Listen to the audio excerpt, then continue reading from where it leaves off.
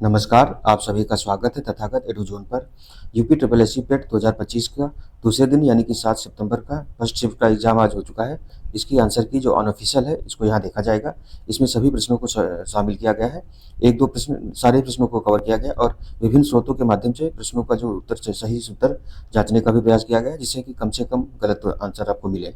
तो इसमें आप हमारा तथागत एडुज़ोन नाम से चैनल है, इसको सब्सक्राइब कर लीजिए, जिससे कि पेट और प्लस यूपी पीसीएस के लिए जो महत्वपूर्ण करंट अफेयर्स और जीएस वाला पोर्शन है वो आपको जानकारी और उसकी जो महत्वपूर्ण कवरेज है वो आपको मिलता रहे। तो इसमें शुरू करते हैं। जो पहला हमारा इसमें प्रश्न है वो है, निम्नलिखित में से कौन सा कलाकार एक प्रसिद्ध मधुबनी चित्रकार है? तो ये कौन है? भारती दयाल है। इनका ऑप्शन इसका ए सही हो जाएगा, भारती दयाल है इसमें।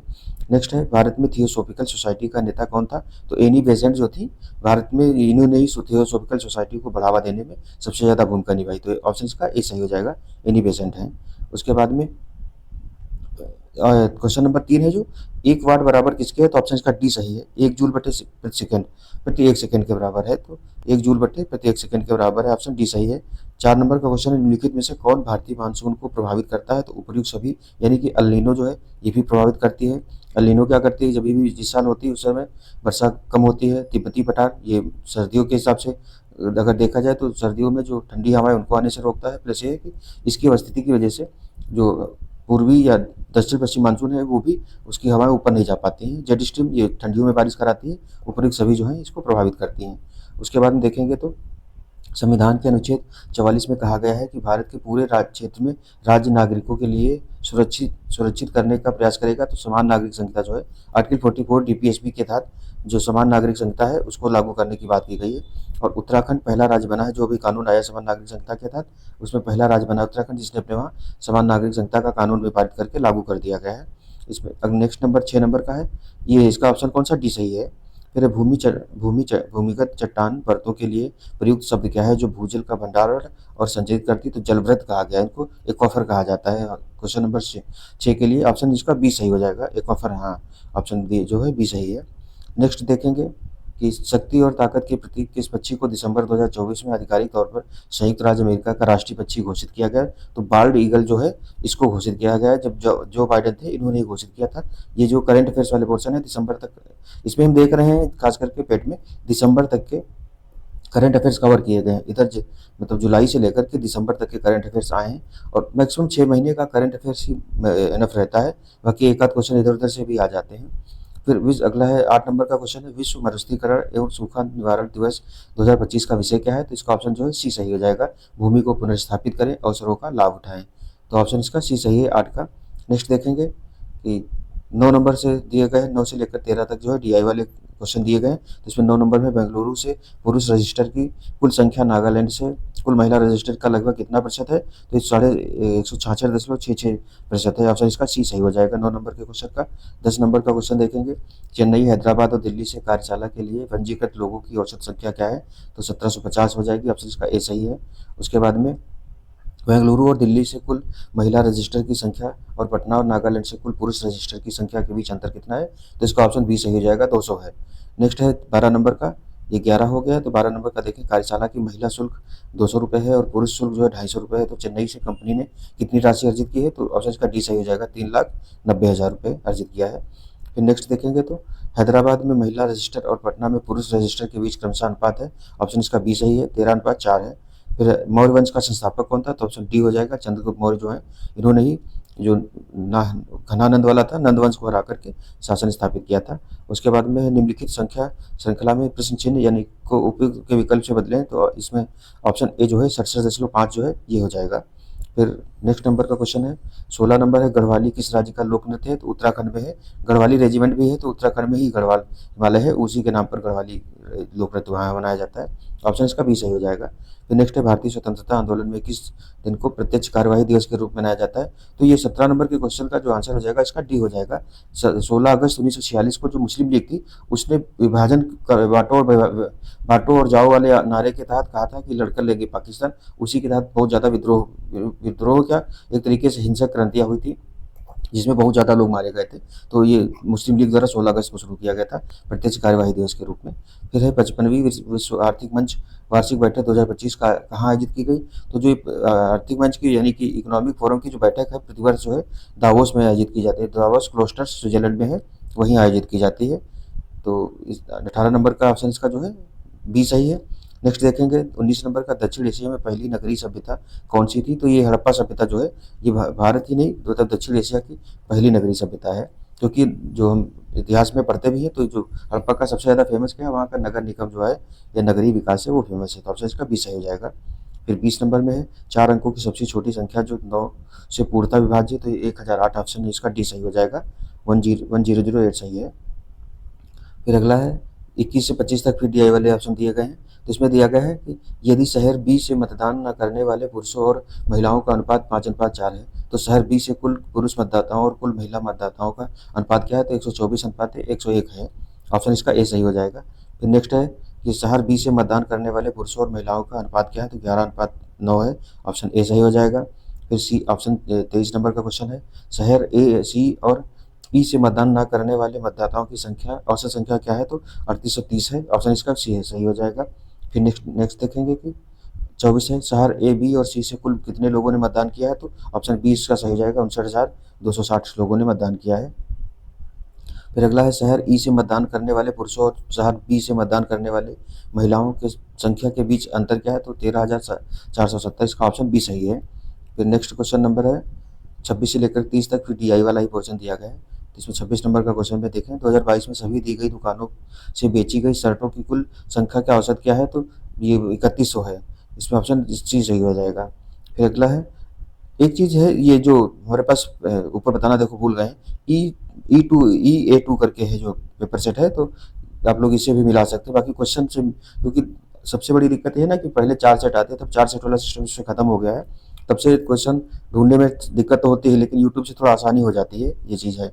फिर 27 नंबर का देखेंगे 2024 में दुकान ए से बेची गई शर्टों की कुल संख्या का 2022 में दुकान सी से बेची गई शर्टों की कुल संख्या से क्रमशः अनुपात क्या है? तो 4:5 है। ये ऑप्शन सी सही हो जाएगा। नेक्स्ट है 2022 और 2024 में कुल दुकान बी से बेची गई शर्टों की कुल संख्या और उसी समय अवधि में दुकान ए से बेची गई शर्टों की कुल संख्या के बीच अंतर कितना है? 1800, यानी कि ऑप्शन इसका ए सही हो जाएगा। फिर नेक्स्ट देखेंगे 29 नंबर के क्वेश्चन का 2023 में दुकान बी और सी से बेची गई शर्टों की कुल संख्या 2025 में उन्हीं दुकानों से बेची गई शर्टों की कुल संख्या का लगभग कितना प्रतिशत है? तो 121% ऑप्शन इसका ए सही हो जाएगा। फिर 30 नंबर का है 2021 में सभी दी गई दुकानों से बेची गई शर्टों की कुल संख्या और 2023 में सभी दी गई दुकानों से बेची गई शर्टों की कुल संख्या का अनुपात क्रमशः कितना है? तो 35:43 है।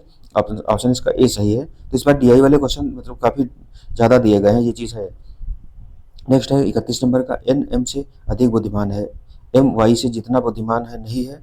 एम वाई जितना बुद्धिमान नहीं है, एक्स वाई से अधिक बुद्धिमान है लेकिन एन जितना बुद्धिमान नहीं। सभी में सबसे अधिक बुद्धिमान कौन हो जाएगा? तो ऑप्शन डी इसका है जो एन हो जाएगा। फिर अगला देखेंगे 32 नंबर का भारत के संविधान का भाग 1 जो है किससे संबंधित? संघ और उसका जो राज्य क्षेत्र है उससे संबंधित है। तो उसमें संघ और राज्य क्षेत्र के बारे में दिया गया, ऑप्शन इसका बी सही हो जाएगा।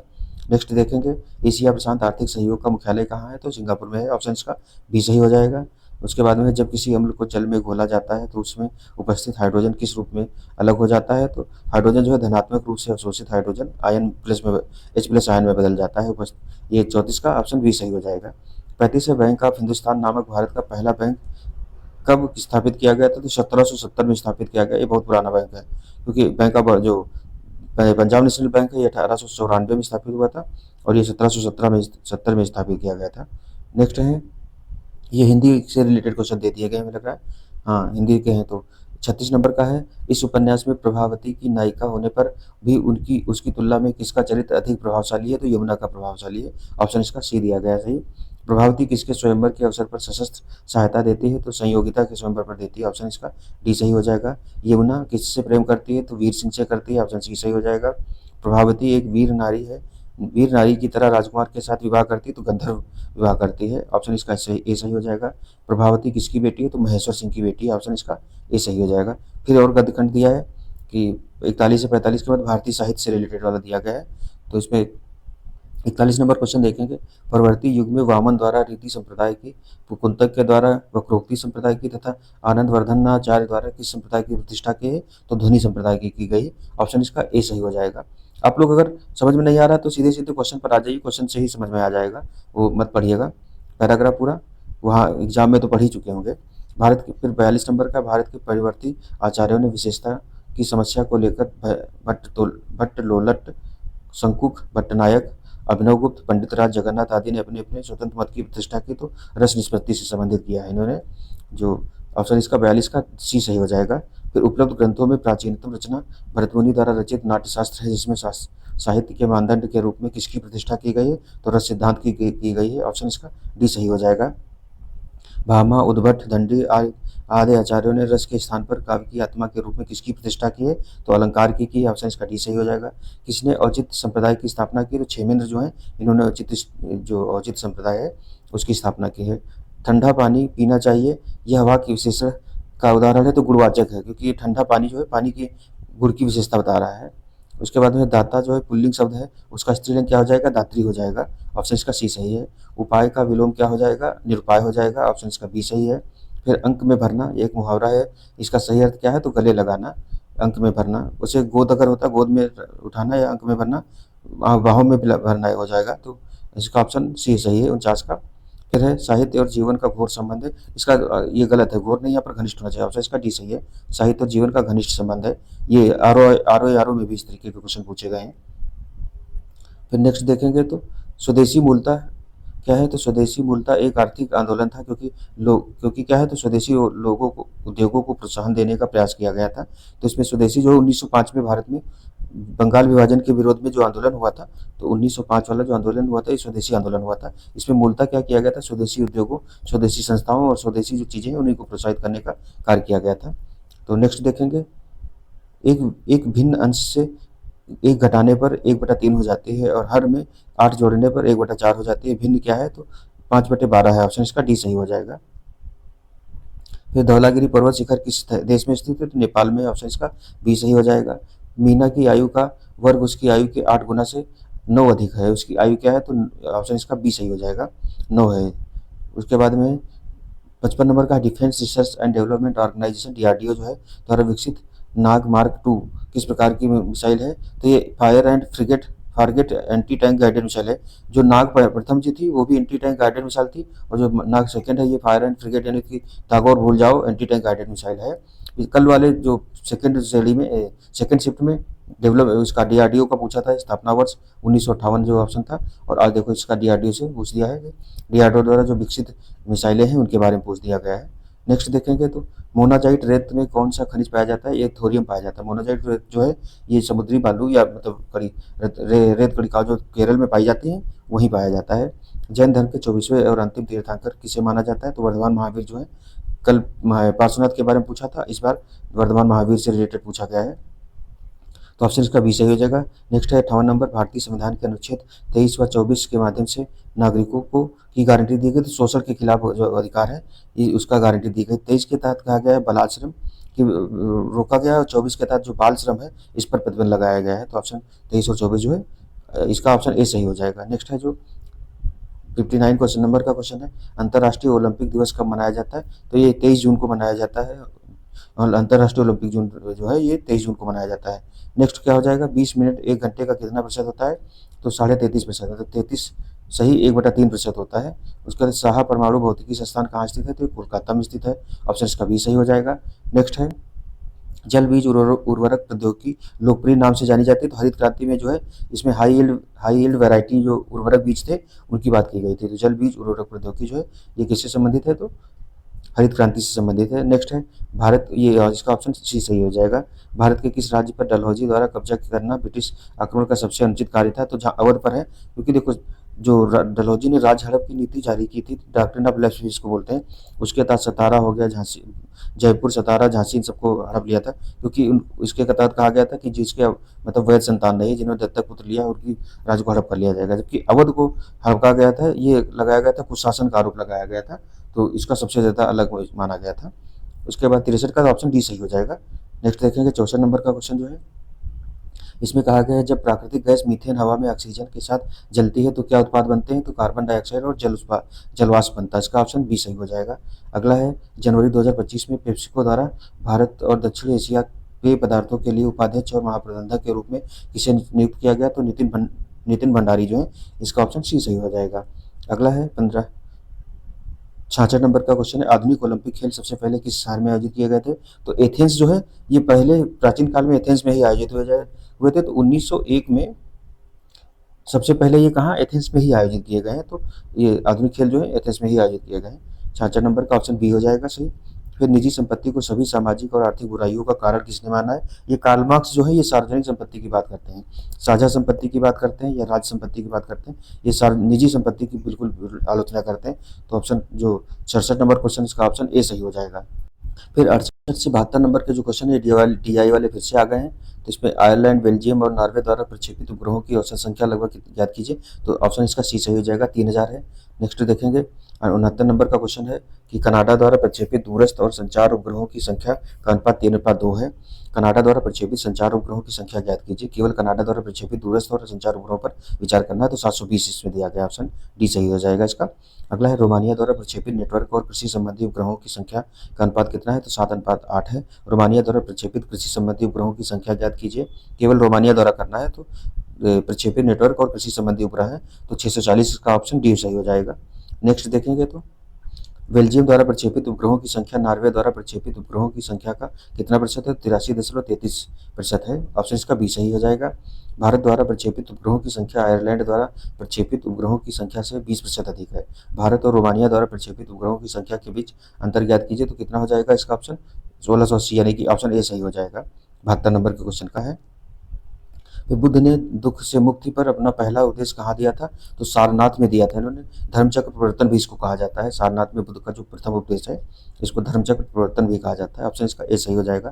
फिर 74 नंबर है, यदि 3x - 14 = 4 तो x की वैल्यू पूछा है, तो इसमें 6 हो जाएगी, ऑप्शन डी सही हो जाएगा। फिर है शालीमार बाग कहाँ स्थित है, तो श्रीनगर में जो है शालीमार बाग स्थित है, ऑप्शन इसका बी सही हो जाएगा। विझिंजम अंतर्राष्ट्रीय बंदरगाह कहाँ है, ये केरल में है, ये पहला सेमी ऑटोमेटेड बंदरगाह है, तो केरल में है। अडानी पोर्ट और भारतीय बंदरगाह जो है उसके सहयोग से इसको विकसित किया गया है। तो 76 नंबर का जो ऑप्शन डी सही हो जाएगा, इसमें 6 विजिंजम वाला हो गया। उसके बाद 77 है, लीप वर्ष का पहला दिन बुधवार है, तो उसी वर्ष 31 दिसंबर को सप्ताह का कौन सा दिन होगा, तो शुक्रवार हो जाएगा, ऑप्शन इसका। इसमें शायद दो दिन बढ़ जाता है, तो ऑप्शन सी इसका ए सही हो जाएगा 77 का।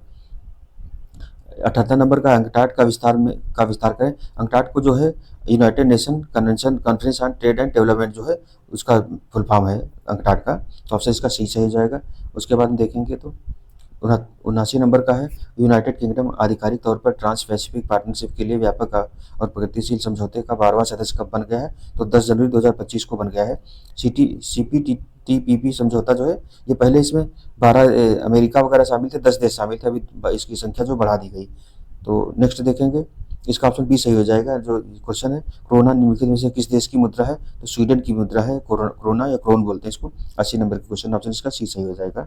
नेक्स्ट देखेंगे तो रेगिस्तान में जानवर पानी का संरक्षण कैसे करते हैं, तो रात्रिचर होना और गाढ़ा मूत्र विसर्जन करना, मतलब ये जो रेगिस्तान में जानवर जो है पानी बचाने के लिए रात्रिचर होते हैं, यानी कि रात में ज़्यादा निकलते हैं क्योंकि दिन में धूप होती है इस वजह से। तो अगला है भारतीय स्वतंत्रता के पश्चात सामुदायिक विकास कार्यक्रम की शुरुआत की गई थी, 82 नंबर क्वेश्चन है, 1952 में की गई थी। कम्युनिटी डेवलपमेंट प्रोग्राम जो है इसी के अगले चरण के रूप में 1957 में जो भारत में उसकी स्थापना हुई है पंचायती राज संस्थान की, बलवंत राय मेहता की समिति के आधार पर, तो 1952 में इसको पहली शुरुआत की गई थी, कम्युनिटी डेवलपमेंट प्रोग्राम चलाया गया था। नेक्स्ट है कि निम्नलिखित में से किस राज्य में द्विसदनीय विधानमंडल नहीं है, तो राजस्थान में नहीं है, उत्तर प्रदेश में है, तेलंगाना में, महाराष्ट्र में, वर्तमान में भी देखें शायद 5 राज्यों में है, तो यूपी बिहार हो गया और यूपी हो गया, तेलंगाना और महाराष्ट्र आंध्र प्रदेश दोनों हो गए, महाराष्ट्र हो गया। उसके बाद में जो 5 राज्य हैं कर्नाटक है और पश्चिम बंगाल शायद इस तरीके से हैं। तो और देखेंगे जब भ्रूण गर्भाशय के अंदर बढ़ रहा होता है तो उसे पोषक तत्वों की आवश्यकता होती है, कौन सा भाग ये पोषक तत्व प्रदान करता है, प्लेसेंटा जो है यही पोषक तत्व प्रदान करता है गर्भाशय में जो भ्रूण होता है। नेक्स्ट देखेंगे जिस देश की जनसंख्या पिरामिड में व्यापक आधार होता है वहाँ संभवतः क्या होती है, जो जन्म दर है वो उच्च होती है। उसका कारण यही है कि जन्म दर ये जो पिरामिड इस तरीके से बनता है, तो यानी कि जो पैदा होने वाले बच्चे जो हैं वो ज़्यादा मात्रा में है और ऊपर तक पहुँचते पहुँचते उनकी संख्या कम हो जाती है। इस वजह से कहा गया कि जो निचला पिरामिड में ज़्यादा होता है वो उच्च जन्म दर को प्रदर्शित करता है। नेक्स्ट ऑप्शन इसका बी सही हो जाएगा 85 का। 86 का देखेंगे, किस मंत्रालय ने 31 दिसंबर 2024 को केंद्रीय भूजल बोर्ड द्वारा संकलित वार्षिक भूजल गुणवत्ता रिपोर्ट जारी की है? तो केंद्रीय जल शक्ति मंत्रालय, बी ऑप्शन इसका सही हो जाएगा 86 नंबर के क्वेश्चन का। 87 में है, एक तांबे के तार का प्रतिरोध 2 × 10⁻² ओम है यदि इसकी लंबाई 2 मीटर है और इसका अनुप्रस्थ काट का क्षेत्रफल 1.7 × 10⁻6 मीटर है, तब तांबे की परिधि प्रतिरोधकता क्या हो जाएगी? तो बी ऑप्शन जो है 1.7 × 10⁻8 ओम मीटर हो जाएगा। फिर अगला है क्वेश्चन नंबर 88 है, शिमला सम्मेलन किस वर्ष आयोजित किया गया था? तो 1945 में शिमला जो सम्मेलन आयोजित किया गया था, इसमें कांग्रेस और लीग के बीच में समझौता कराने का प्रयास किया गया था। जो उसमें वो थे, क्या नाम है, लिथगो थे, नहीं वेवेल थे, वेवेल जो थे, वेवेल प्लान भी कहा जाता है, और श्री राजगोपालाचारी जो है उनके प्रयासों से शिमला समझौता जो आयोजित कराया गया था। नेक्स्ट देखेंगे, निम्नलिखित में से सर्वथा भिन्न ज्ञात कीजिए जो बेस्वाद है, यानी कि नमकीन स्वाद होता है, खट्टा भी स्वाद होता है, मीठा स्वाद होता है, बेस्वाद जो है इन तीनों से अलग है।